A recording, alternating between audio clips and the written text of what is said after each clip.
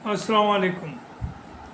मैं प्रोफेसर शमीम अहमद अपने YouTube channel पर आप लोगों से मुखातिब हूँ। आज की बात में मैं बात करूँगा जो लेटेस्ट डेवलपमेंट है international, Gaza, the behaviour of Donald Trump, जो टैरिफ का मामला है, जो H1B वीज़ा के ऊपर जो फ़ीस बढ़ाई गई है, और बाकी जो वो थ्रेट कर रहे हैं, जो बंदरगाह है आपका, जो एयर बेस है अफ़गानिस्तान में उसका, और जो बंदरगाह इंडिया बना रहा था ईरान के अंदर, उसमें धमकी, इन सब के बारे में बात की जाएगी। तो let us start from Gaza. Gaza में आप देख रहे हैं जो 2-2.5 साल से हो रहा है, जिस तरह से जेनोसाइड हो रहा है, और बार बार मसला यूनाइटेड नेशंस में भी गया, यूरोपियन यूनियन में भी गया, सब जगह गया, लेकिन वहाँ जिस तरह का जेनोसाइड है उस पर कोई रुकावट नहीं आई।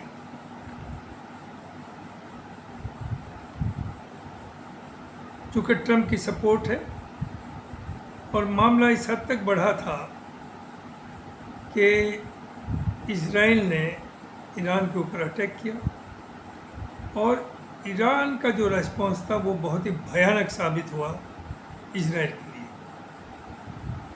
उसके बाद यूएस एंटर्ड, और यूएस ने बम्बार्डमेंट किया उनके न्यूक्लियर बेसिस के ऊपर, जिससे कि नुकसान तो बहुत नहीं हुआ, लेकिन America entered in the war, उसका भी रेस्पॉन्स उन्होंने दिया। और जो अमेरिकन बेस है कतर के अंदर, दोहा में, कतर के अंदर, उसके ऊपर अटैक किया। ये सब हो गया। जो लेटेस्ट मूव जो जिससे पूरी दुनिया में और बड़ा एक भयंकर भूचाल आया है, वो आया है इजराइल के कतर के ऊपर अटैक करने के बाद। चूँकि कतर वो कंट्री है जिसमें अमेरिका का सबसे बड़ा मिडिल ईस्ट का आर्मी बेस है। वैसे तो पूरे मिडिल ईस्ट में, ख़ास तौर से जीसीसी के जो 6 मेंबर्स हैं, इन सब कंट्रीज़ में 14 के करीब बेसिस हैं अमेरिकन फोर्सेस के, लेकिन उनका सबसे बड़ा जो बेस है वो कतर में है। और कतर से एक अंडरस्टैंडिंग थी अमेरिका की, एक एश्योरेंस थी कि कतर के ऊपर अगर कोई अटैक होगा तो पूरा अमेरिका उसके साथ खड़ा होगा। ये बातें बहुत आ चुकी है, मीडिया में बहुत हो चुकी है, बहुत रिपीट नहीं करूँगा। लेकिन एनी हो, जब कतर के ऊपर अटैक हो गया तो बजाय अमेरिका उसे रोकता, अमेरिका ने जस्टिफाई किया है इजराइल के अटैक को, और कहा both of them are my friends. Israel भी तो दोस्त है और कतर भी। और उसके बाद इजराइल फिर अगले दिन धमकी देता है कि ज़रूरत पड़ी तो हम दोबारा फिर अटैक करेंगे। तो इससे जो एक मैसेज गया, चूँकि ये जो अटैक था ये भी सही है, दिस अटैक ऑन दोहा, वो सिर्फ फ़लस्तीन या हमास को ख़त्म करने के लिए नहीं, बल्कि पूरे अरब कंट्रीज़ को इजराइल एक मैसेज देना चाहता था कि हम ये भी कर सकते हैं, एंड बी केयरफुल। तो उससे जो एक दहशत भी कहिए और एक मैसेज भी कहिए पूरे अरब वर्ल्ड में गया, तो उन्हें ये तो अब तय हो गया कि उनका ये यकीन कि अमेरिका उन्हें बचा लेगा वो ख़त्म हो गया। वो बात अलग है, चूँकि सब जगह बेसिस हैं, इनकी अपनी फोर्सेस बहुत ट्रेंड है नहीं, तो जो एस्पेक्ट हम कर रहे हैं कि हम अरब से कोई बहुत बड़ा स्टेप लेंगे, वो तो नामुमकिन है, नहीं ले पाएंगे। लेकिन जो दिलों में ये इन्हें बहुत खुश थे कि हम बहुत कंफर्टेबल हैं, हम सेफ हैं, सिक्योर हैं, वो चीज़ ख़त्म हो गई और दहशत बैठ गई। और इसीलिए दूसरे ये भी जो ईरान का डर दिखाया हुआ था, ईरान ने जो करके दिखाया उससे भी थोड़ा एटीट्यूड में चेंज आई है अरब्स की कि yes they is another power. सिर्फ इजराइल ही नहीं है मिडिल ईस्ट में, बल्कि कोई और भी है। खैर, उसके बाद वहाँ एक जो बार बार उसकी बात हो चुकी है कि अरब नाटो यानी मुस्लिम कंट्रीज जो है वो मिलकर के एक नाटो फोर्स की तरह, जैसे नाटो यूरोपियंस के लिए है, वो बनाई जाए और किसी एक कंट्री पर अगर अटैक होगा तो वो फोर्स जो होगी नाटो फोर्स, वो अरब नाटो, वो एक्टिव हो जाएगी और हर मुल्क जो उसका मेंबर होगा वो उसे अपने ऊपर भी अटैक मानेगा। लेकिन उसमें बहुत सी बातें आई हैं, बहुत बातें बढ़ी नहीं हैं, आगे लगता नहीं कि बहुत आगे बढ़ चुका है, लेकिन बात हुई है और दिलों में ये लोगों के है। ईरान ने ये प्रपोजल दिया, इजिप्ट ने उसमें एक बात कह दी कि we will lead this NATO, लेकिन इजिप्ट मोस्ट अनरिलायबल पर्सन है जिस पर आप यकीन नहीं कर सकते और अरब्स भी उस पर यकीन नहीं करते। और ये खुद आदमी, इसकी क्रेडिबिलिटी कोई बहुत बड़ी नहीं है। ये तो शुरू से इजराइल से मिला हुआ है, अमेरिका की एड पर जिंदा है, तो ये मुमकिन नहीं है कि उसे उसकी लीडरशिप दे दी जाए। तो उस पर कुछ डिफरेंसेस हैं और इसलिए लगता है कि बात आगे नहीं बढ़ी, लेकिन ये बात बढ़ेगी। तो इसका वेट करे बगैर ही सऊदी ने पाकिस्तान से एक डिफेंस ट्रीटी कर ली, ये मैं पहले वीडियो में भी कहा। और उस डिफेंस ट्रीटी में उस वक्त तो वो बातें साफ नहीं हुई और अभी भी बहुत सी चीज़ें होती हैं जो कभी लोग पब्लिक में नहीं आएंगी। लेकिन ये तो है, जब जो जिस तरह की ट्रीटी है कि अगर एक पर अटैक है तो वो दोनों पर माना जाएगा, तो उसमें ये श्योर है। और ये कह भी दिया पाकिस्तान के डिफेंस मिनिस्टर ने कि अगर ज़रूरत पड़ी तो हमारा न्यूक्लियर आर्म्स आर्मामेंट जो है वो सब that will be at the disposal of Saudia. यानी ये इनडायरेक्ट वार्निंग है या डायरेक्ट वार्निंग है इजराइल को कि अगर आप ये सोचते हो कि आप न्यूक्लियर पावर हैं और आप जो चाहे कर लेंगे, तो हम भी न्यूक्लियर पावर हैं और हम उसका जवाब देंगे। दूसरी तरफ उसके इधर ये चल ही रहा है, ट्रम्प का देखिए कि ब्रिक्स में इंडिया गया। देखिए, ये इंडियन सब जानते हैं कि इंडिया का इंटरेस्ट चाइना के साथ नहीं है और वो एक प्रेशर टैक्टिक्स थी जो ये वहाँ गए चाइना में, और अमेरिका प्रेशर टैक्टिक्स में नहीं आता। जब मोहतरम वापस आ गए हमारे प्राइम मिनिस्टर, तो एक बड़ा अच्छा मैसेज दे दिया ट्रम्प साहब ने और आप बहुत खुश हो गए। उसके बाद आपने कहा कि वी आर कमिटेड फ्रेंड्स, ज़िंदगी भर हमारी दोस्ती रहेगी। और उसके 2 दिन बाद ही उन्होंने एक बहुत बड़ा कार्ड फेंका और वो कार्ड था आपका H1B वीज़ा का, जिसकी फ़ीस 8, 7 या $5,000 होती थी, वो $80,000 करती।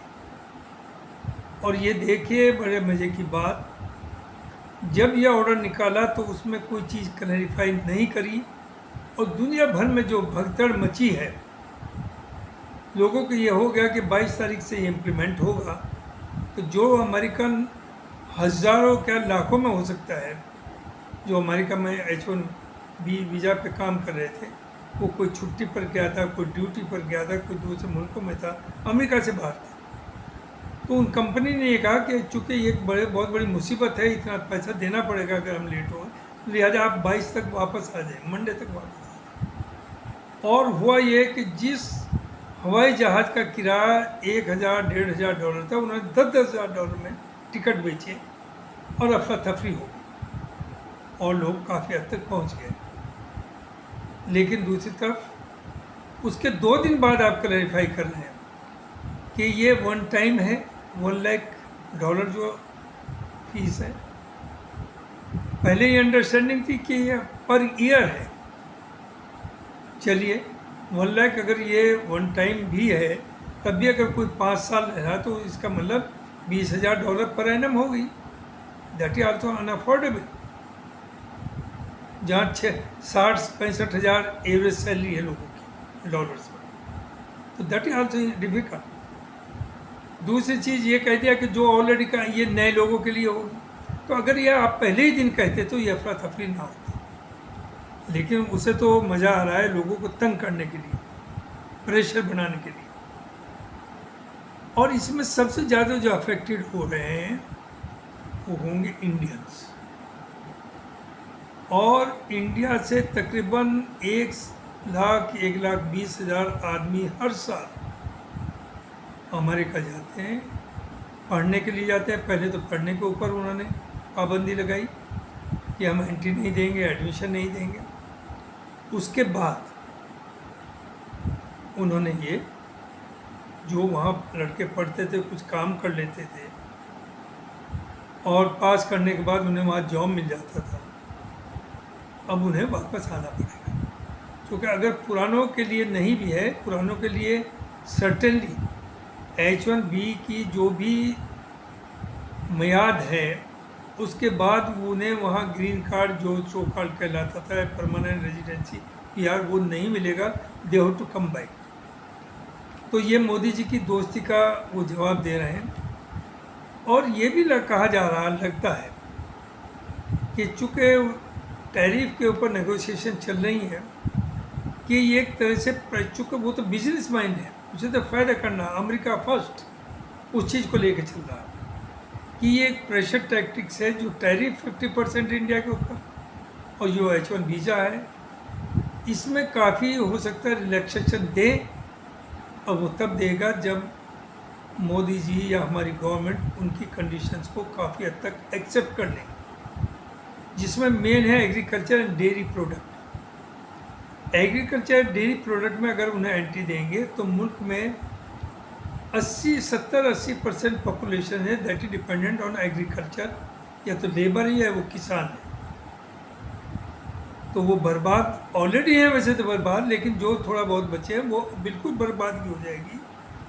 लेकिन मोदी क्यों कर रहे हैं ऐसा, जो बार बार आ रहा पेपर्स में कि सिर्फ कोई इनकी कमज़ोरी है और अडानी जी को बचाने के लिए ये हर तरह का किसी चीज़ का जवाब या रिस्पॉन्ड करने को तैयार नहीं है। जबकि दुनिया में चाइना को छोड़ के सबसे बड़ी पॉपुलेशन हमारे पास, सबसे बड़ा कंट्री हम है। हमें कोई डिक्टेट आसानी से नहीं कर सकता, लेकिन ये डिक्टेट हो रहे हैं। अभी जो फिर उसके लेटेस्ट आई है ट्रम्प साहब की जो धमकियाँ, पहले कहा था हमें कनाडा चाहिए, Canada will be our 51th state. आप ज़रा गौर करिए कि एक इंडिपेंडेंट सॉवरेन कंट्री है, वो भी छोटा मोटा कंट्री नहीं कनाडा, उसे आप अपने में मर्ज कर रहे हैं। क्या मुँह की खानी पड़ी, क्या आपने ले लिया। उसके बाद आपने ग्रीनलैंड की बात करी कि ग्रीनलैंड को या तो आप हमें मोहब्बत से दे दिए वरना बाई फोर्स लेंगे, क्या आपने ले लिया। यूरोपियंस ने अलाउ कर दिया आपको।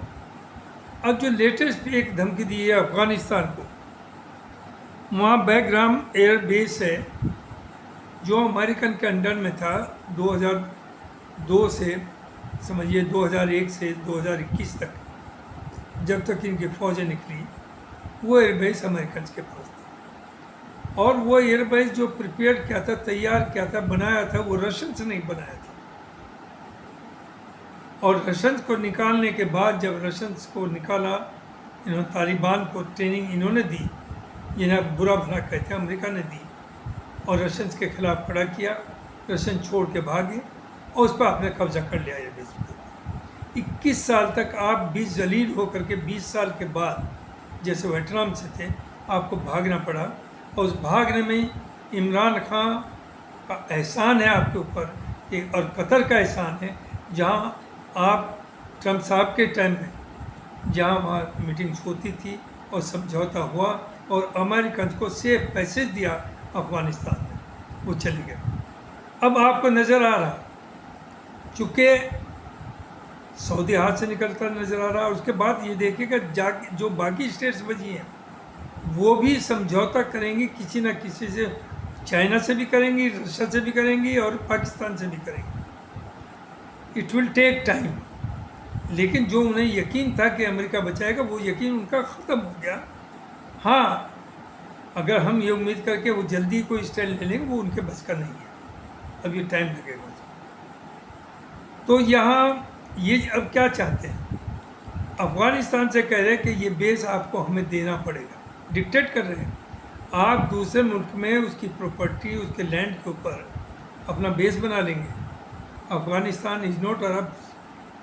अफ़गानिस्तान ने लड़ना सीखा है, उसने रशियंस को निकाला, यूएसएसआर के लोगों को निकाला, फिर आपको निकाला, और आप दुम दबा करके, जान बचा करके वहाँ से भागे। तो आप भूल जाइए कि वो देगा, चूँकि आप ये चाहते हैं कि वहाँ बेस बना करके आप पाकिस्तान को भी कंट्रोल करें, ईरान को भी कंट्रोल करें, और अरब में तो है ही है, और उधर चाइना से को भी आप रोकें।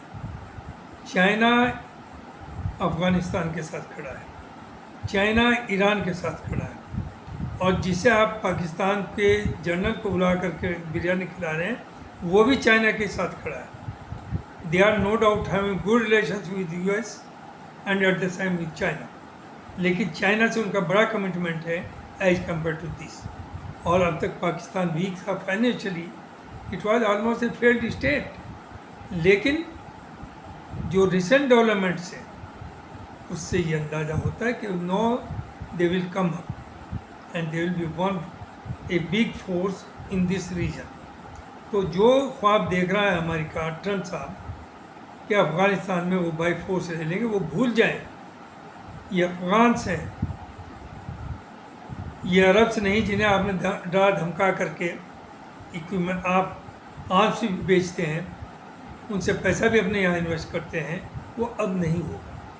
तो जहाँ तक सवाल यह है, देखिए जो सऊदी और पाकिस्तान का जो डिफेंस डील हुई है, इंडिया को उसमें बहुत ज़्यादा घबराने की ज़रूरत नहीं, चूँकि इंडिया का भी अरब कंट्रीज से बेहद अच्छे ताल्लुकात है, रिलेशंस हैं।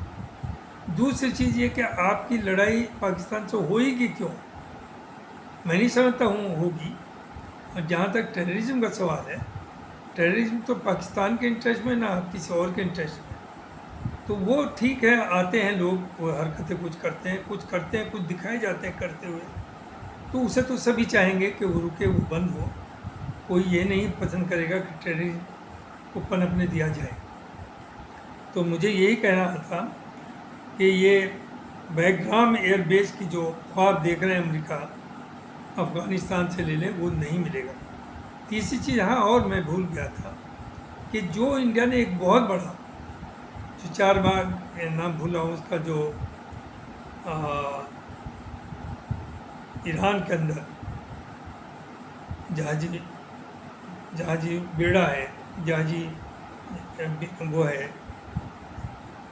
समंदर में, तो वहाँ पर इंडिया ने बेहद पैसा खर्च किया है पिछले 10 साल, इसलिए कि उन्हें अफ़गानिस्तान के थ्रू सेंट्रल एशिया में उन्हें अप्रोच मिल सके, पाकिस्तान को बाईपास कर सके।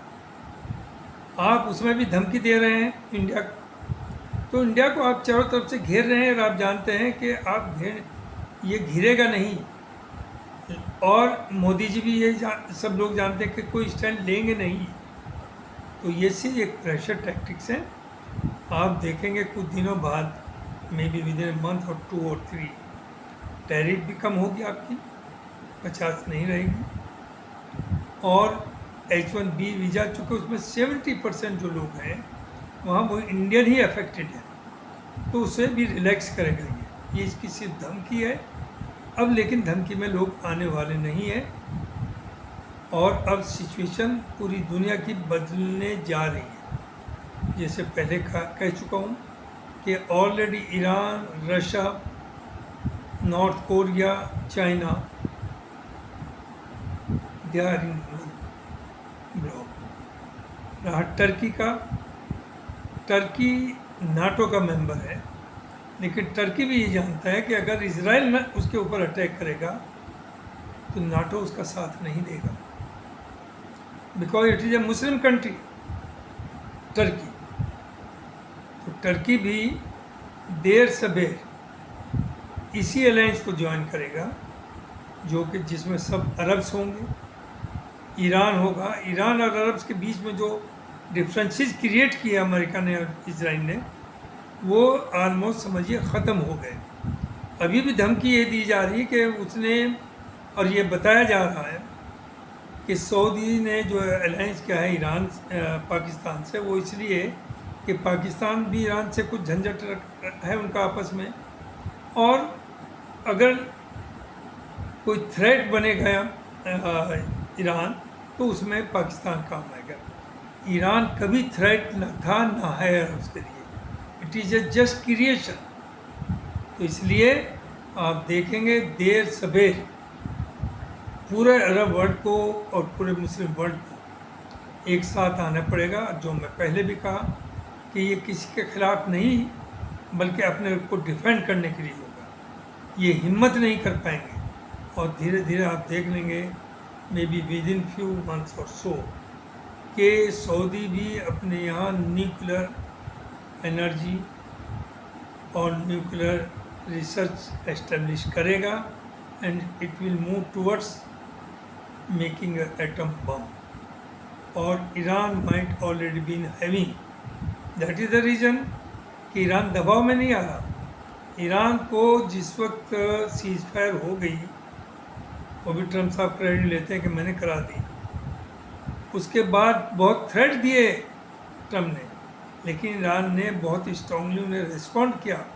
उन्होंने कहा कि आप धमकी ना दें, हम चाहते हैं डिप्लोमेटिक रिलेशन कायम करें, हम चाहते हैं खित्ते में पीस रहे, हम चाहते हैं ये सब चीज़ें हम चाहते हैं, लेकिन अगर आप ये समझते हैं कि आप हमें धमका करके हमसे कोई डील कर लेंगे, you forget it, it will never happen. और ये ईरान ने करके दिखाया। तो यही मुझे कहना था आज की बात में। बहुत बहुत शुक्रिया, थैंक यू वेरी मच।